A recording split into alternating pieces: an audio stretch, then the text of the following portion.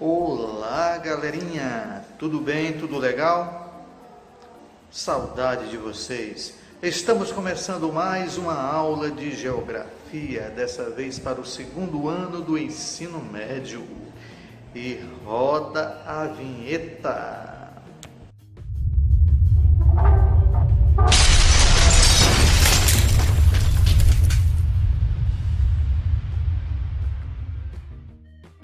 Então, galerinha, nosso tema de hoje será a internacionalização do capital, continuação do nosso capítulo A Globalização e a Economia Mundo. Então, a internacionalização do capital, ou seja, o fluxo comercial de capitais, não é uma situação nova, não é uma situação recente. Durante o mercantilismo, que aconteceu do século XV ao século XVII, houve uma internacionalização do capital comercial. Durante o imperialismo, que aconteceu do século XIX ao século XX, já houve uma internacionalização do capital industrial. No pós-guerra, que aconteceu de 1939 a 1945, já foi a internacionalização do capital produtivo, com a entrada de transnacionais dos países não desenvolvidos. Já mais recentemente, na década de 90, houve uma internacionalização do capital especulativo. Então, isso significa dizer que esse fluxo comercial de capitais não é uma situação recente. Então, no início da economia mundo, as transnacionais passaram a cruzar as fronteiras dos países não desenvolvidos. Mas, professor, o que é transnacionais? Então vamos lá. Para quem não sabe, transnacionais correspondem às corporações industriais, comerciais e de prestação de serviços que atuam em distintos territórios dispersos pelo mundo. Então, são empresas geralmente pertencente a países desenvolvidos, a países ricos, como Estados Unidos, Alemanha, tá? Então essas empresas abrem novas filiais em países não desenvolvidos, como México, Argentina, Brasil, tá certo? Essas empresas transnacionais, elas fazem aplicações, movimentam recursos, decidem a produção e o comércio, tá? E elas dominam um determinado tipo de produto, fazendo com que elas possam ter controle sobre o preço dessas mercadorias. Após a Segunda Guerra, essas empresas, chamadas de transnacionais, outros chamam também de multinacionais, essas empresas invadiram os países não desenvolvidos. Mas qual a vantagem que essas empresas encontram nos países não desenvolvidos?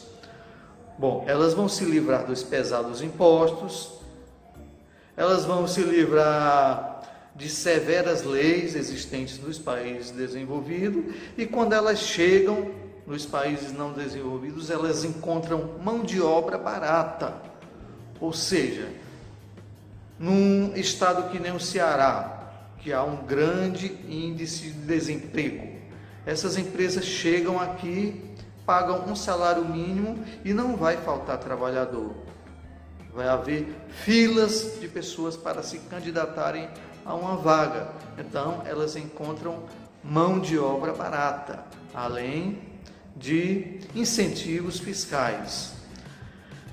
A empresa global, faz parte também das transnacionais, onde os processos de produção, são feitos em vários países.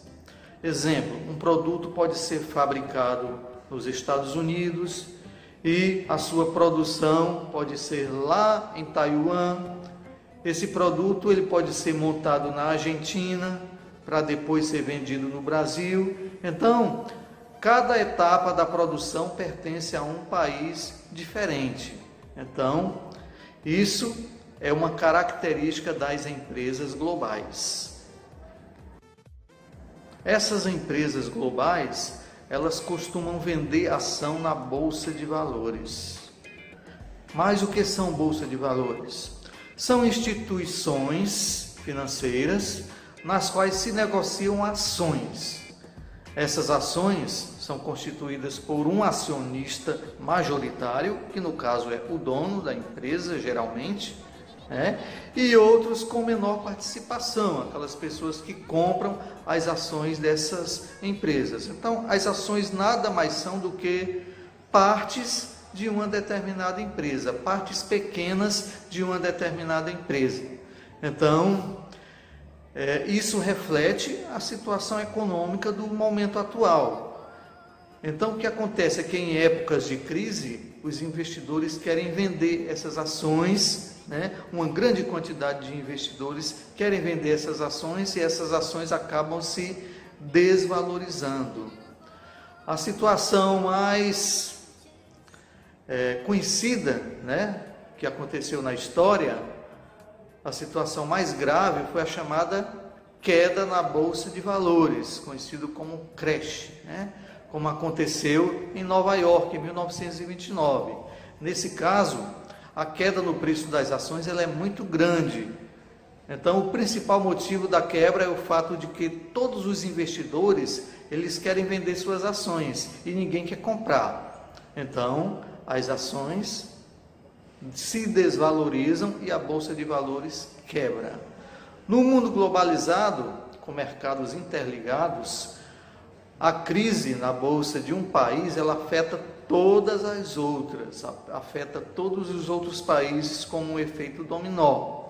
É o que aconteceu, como nós vimos em 1929, é o que aconteceu em 2008, na crise financeira de 2008, que aconteceu no setor imobiliário dos Estados Unidos, E é o que vem acontecendo atualmente com essa pandemia do novo coronavírus, As ações de várias empresas elas estão desvalorizando e uma grande crise financeira vem acontecendo no mundo.